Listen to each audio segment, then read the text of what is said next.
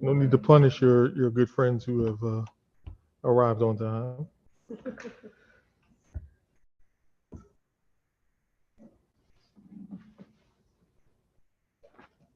We're good.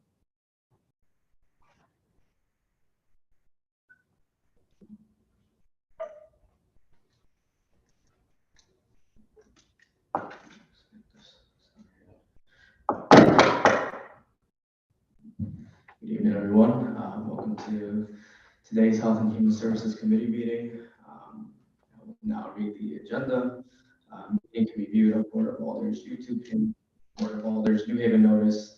The Health and Human Services Committee will meet in person on Thursday, August 24th, 2023 at 6 p.m. in the Board of Alders Chamber, 165 Church Street, second floor, Connecticut, Delaware.com. LM-2023-0413. Order of the Board of Aldermen of the City of New Haven authorizing the mayor of the City of New Haven to submit an application to the National League of Cities in an amount not to exceed $15,000 to launch a returning citizens hiring campaign and to accept such funds and execute all documents and contracts necessary.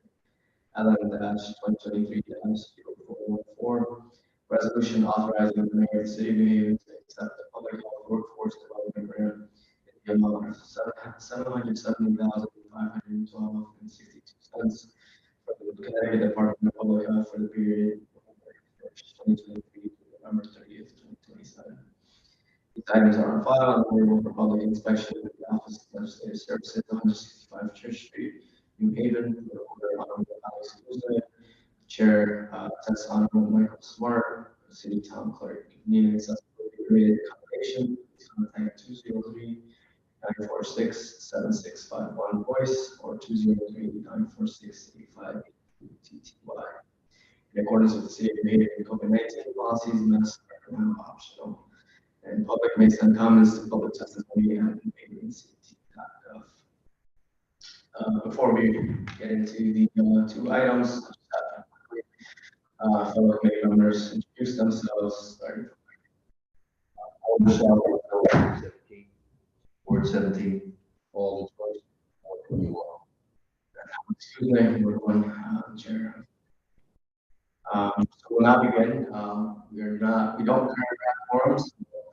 This will begin as a workshop, but first ask the presenter of the first item to come up and to please state their name and address for the record.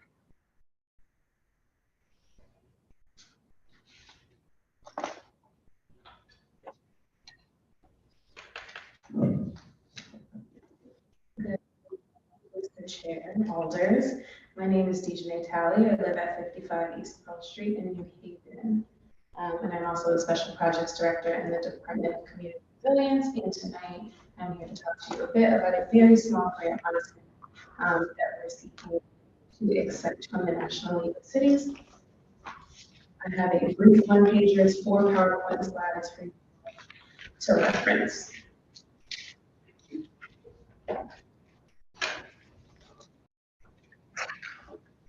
Thank you.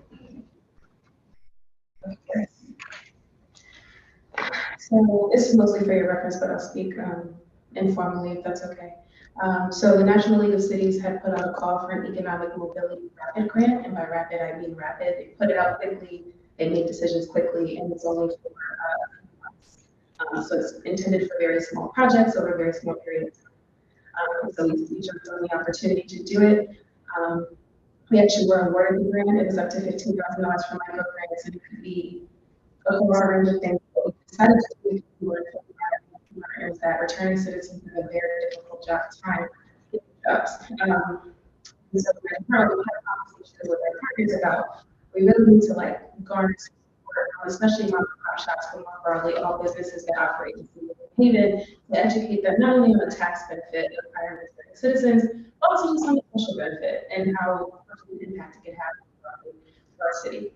But we did not have the manpower in our department to do that. And so what this funds would allow us to do are to work with one of our partners, set some small modest fund aside, and you'll see the budget on the last page shows that we're going to subcontract to a partner to actually do the door-to-door stuff. But to go door-to-door and talk about the tax and the benefits and get them signed up on a sort of registry. So whenever a mom and pop shop is, whenever a mom and pop shop are hiring, they need to sort of have a resource where all the reentry organizations that work with returning citizens have access. Right now, it's sort of like they shoot in the dark and have folks apply. There's some employers who have a reputation already, but there's some who haven't thought about it. They do have prohibited hiring returning citizens and have no idea. They haven't revisited that or really thought about what it means sort of in that practice. So they would be more open to it, right? And so that's essentially what we want to do. We want to put the businesses here in the city to talk about this. Benefits to this, it also would be a great service to a lot of the folks who are coming home. And get you signed up and really recognize them for making the effort to give more people opportunities in their field. Okay, thank you so much for your presentation. Before I go into asking questions, just quickly recognize that our colleague, Number 6 has Rodriguez. Thank you for coming tonight. We're now have a forum, so we can also items. Now I'll just ask if any colleagues have any questions. Before we do that, I just add two things that I mentioned. One was that nationally, there were only 8 awards nationally. And so we are really, really proud of the work that we put in very quickly to get this. And they're workshopping this, so we're learning from other cities and the projects that they're doing, and they're creating like a mentorship space on how do we sustain and expand the work that's targeted by this opportunity. And I also wanted to mention that the 2 representatives who are going to lead the project are also invited at the end, which would be November, to go present about the experience of implementing this in Atlanta at their national conference. So there's also a national platform where we'll be able to share sort of how we did it, how it went, and lessons learned, and just see. And that's covered by National League of Cities as well. It will not be a city expense. Thank you for that information. I'm gonna ask if any colleagues have any questions or any comments. I think I need some clarification. So you're saying that it's for the person, for the business that hires a person, or is it for the citizen to be able to get the funding? How it actually works? So the funding comes to the city, and so no funding will go to the businesses or the returning citizens. Unfortunately, this is the process to create the registry and to talk to business owners about what it means to sign a returning citizen. So we'll subcontract procurement. I'm sorry, I'm forgetting what it's called. When we get the quotes from folks, it'll be under 10,000, and we'll probably get the identified partner who's willing to do that work for us. But then we'll just go door to door and create a registry of resource, and then we'll give it to our reentry partners and returning citizens who come to City Hall, and other returning citizens who work with our agencies, so that they have like a sort of resource kit to say these are folks I know who hire returning citizens. Right. Thank you. Of course. No other questions? Any other questions? Alderman Rodriguez? And just again, I agree with the street. No, the partners would be another agency. So just to name a few that we've thought about working with, Rancho Welcome Center, Prison Program, Urban League of Greater New Haven, those folks to go do the door-to-door labor. What I really do want also to know is that I think it would be great for themselves who have found success on the job market to also go door to door and talk to employers about what it meant for them to be hired when we first got on their feet. So we haven't figured out exactly who's going to do door to door work, but we do have an idea of the partners we're going to ask for quotes.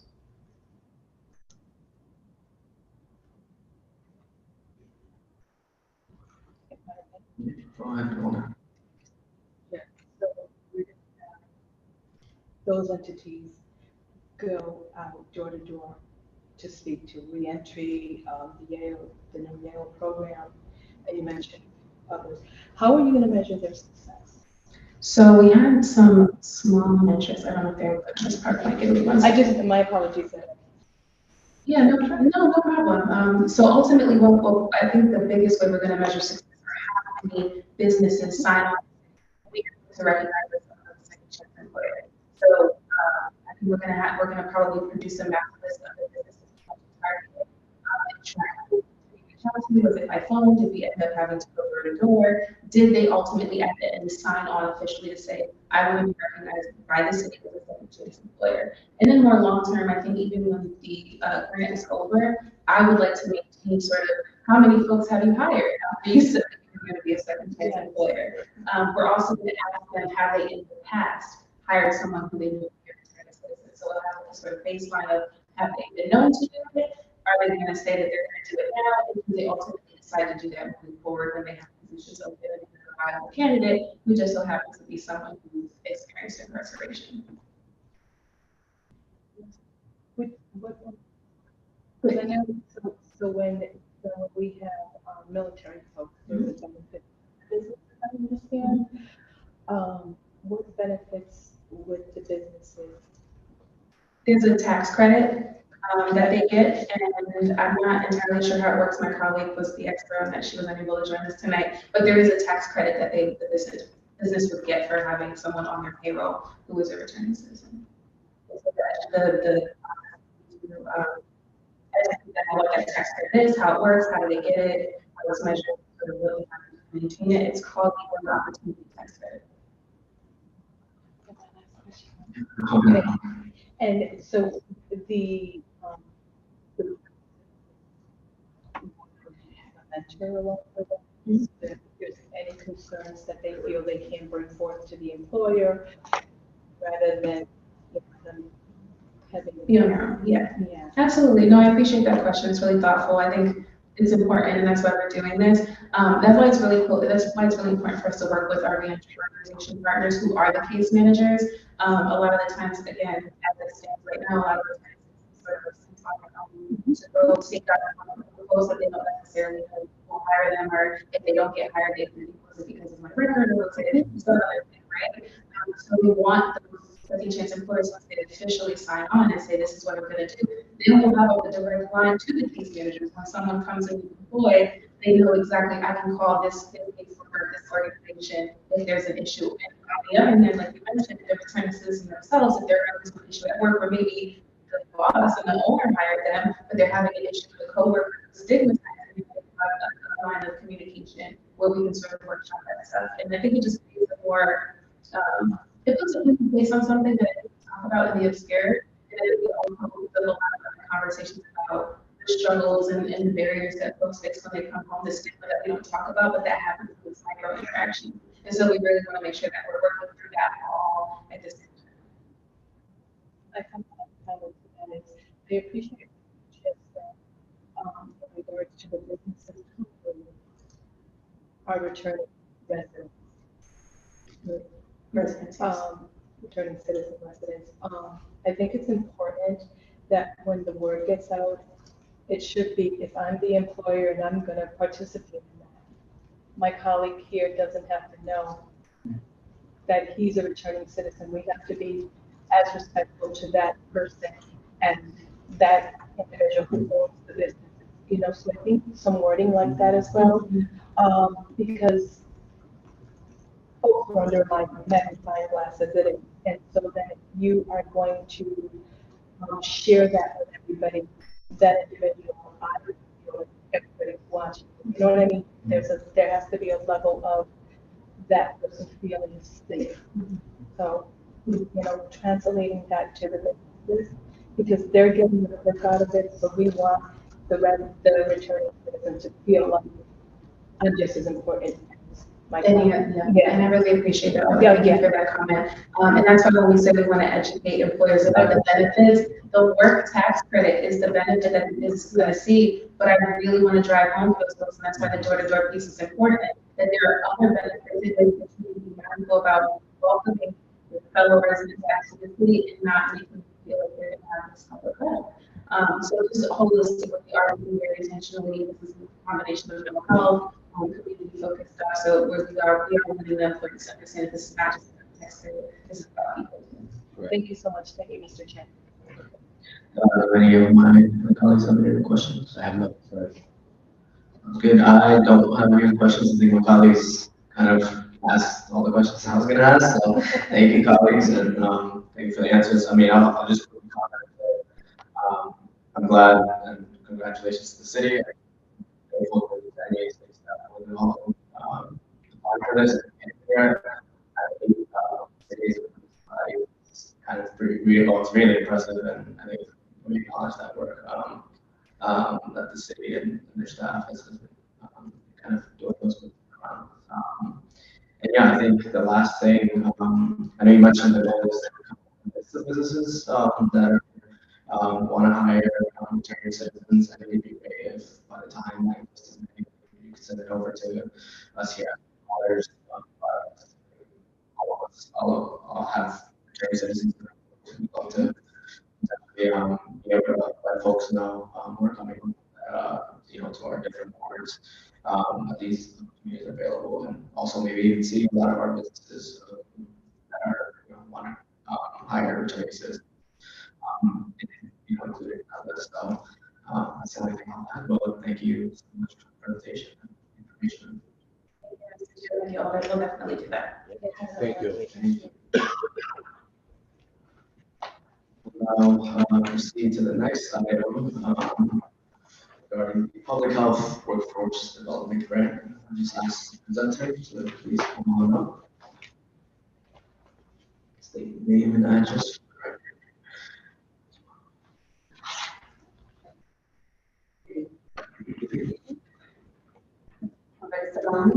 Interim CSA. Usually a typical ministry is what I say. What else did I say?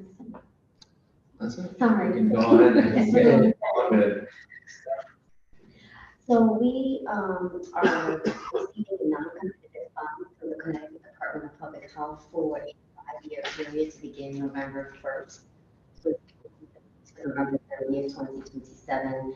On numbers of $770,512 to be able to invest into our current workforce and our future public health workforce. We're very grateful that these funds will allow us to be able to make significant investments into workforce engagement as well as maintaining our current workforce. And so there's 3 tiers of the funding opportunity that we will be able to utilize the funds for.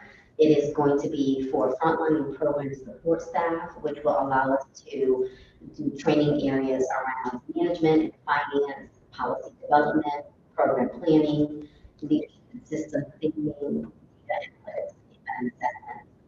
We will also be training our department supervisors, program managers as well, to do similar training. This one will be a little bit more tailored towards policy development, as well as public health sciences, management and finance, including leadership training. Senior management, like myself, will also be part of this workforce development and continuing education on leadership and systems thinking, management and finance, and public health sciences to be able to maintain our skills as well. And so we are really excited for this funding opportunity that is being funded throughout the entire state, but particularly for New Haven and receiving this particular amount. That's the summary of the non-competitive. Good. Thank you for the presentation and for being here tonight. I'll ask if any of my colleagues have any questions. I just quickly, one quick question. Is there just any general workforce, trainings and gotten to learn a little bit about, for example, trainings for leaders. But I'm just curious as to what are some activities envisioning kind of taking advantage of with this grant funding, or is it developing research? It's a public health model that we use, and ironically, we did a workforce development assessment, actually that we just completed. And to be able to receive this grant, to be able to support it is actually phenomenal. So one of the goals that I had within my current role as the health director was to conduct an assessment of the needs and utilize the public health model to do that. And we did a series of surveys and really getting input from the staff on some of this training that they also desire, so that it wasn't just top down, but really was inclusive of what they also desired in the future. As you know, many of our public health employees have to maintain certain certifications, certain trainings, and so there will be a lot of skill building around that, but also expanding upon their current skill sets, making sure that individuals are looking at policy development opportunities. And so we will be soliciting through the RFP process to be able to identify different consultants to offer certain trainings, but we also will be taking advantage of a lot of free trainings that are offered through CT training, for example, and other public health resources that are asynchronized workshops that you can take. So definitely looking at an array of different resources to be able to invest for the staff. Thank you for the response. Really appreciate it. Yeah, I know there's, I know the grant also mentions a lot of around emotional, mental, physical health. Exactly. I know in workforce, you know, I have a brother who works in the hospital and he's training around burnout and work. You know, there's development, the leadership and management, as you mentioned, hospital development too. I think it's really great that kind of thinking about that and how we can train our workforce. We got a lot of our city staff is really interested in and wants to continue evolving. Yeah, so that's actually a good point. So one of the things that we've been doing is really taking advantage of the resources that are available to us through HR. So we have been taking advantage of KGA services, for example. We've been doing monthly. We've done some of this work already where we do monthly potlucks and we do themes.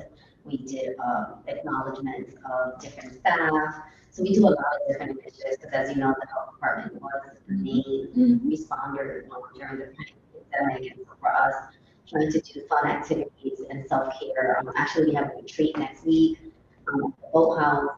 We've incorporated our self-care activities because we want to make sure that we sort of reconnect self because many of us, you know, work around the clock.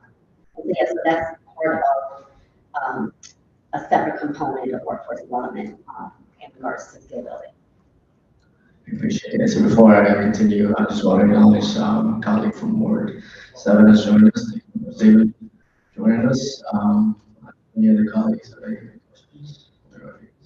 I think it's more a comment than a question. I appreciate the pandemic because I can tell you that, and to this, when you say frontline support, the folks at the front desk where they were rock stars.